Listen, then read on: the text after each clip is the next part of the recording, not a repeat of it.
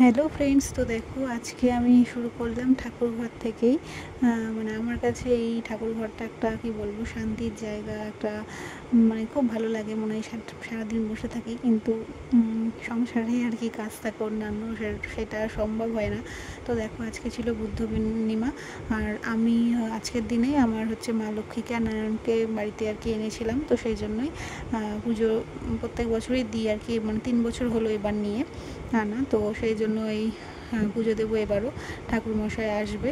তো সকালে একটুখানি যেসব কাজগুলো থাকে পুজোর ওগুলো করে নিয়েছি। আর এদিকে দিদিভাইরা এসছে আজকে সকালে, আর মা এসেছে কালকে।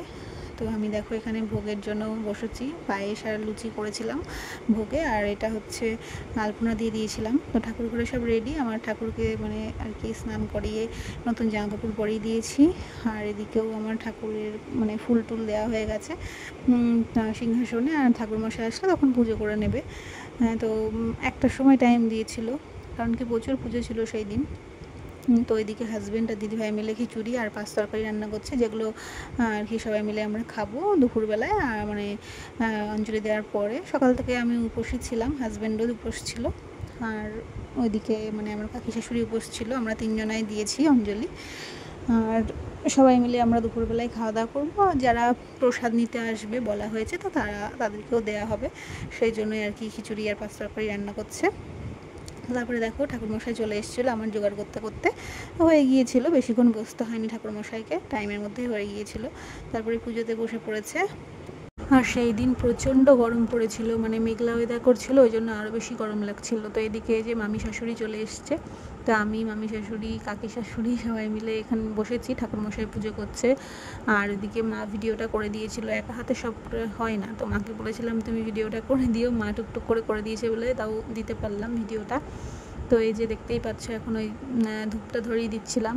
তো এই যে আমি শাড়ি চেঞ্জ করে নিয়েছি, মানে নাইটিটা চেঞ্জ করে নিয়েছি, এত গরম ছিল তখন, যদি আমি নাইটি না পরে কাজ করতাম তাহলে শাড়ি একদম মানে কি বলবো ঘেমে পুরো অস্থির হয়ে যেতাম। সেই জন্যই নাইটি পরে সব করে তারপরে শাড়ি পরে বসেছিলাম, মানে সকালে উঠে স্নান করে নিয়েছিলাম আগে।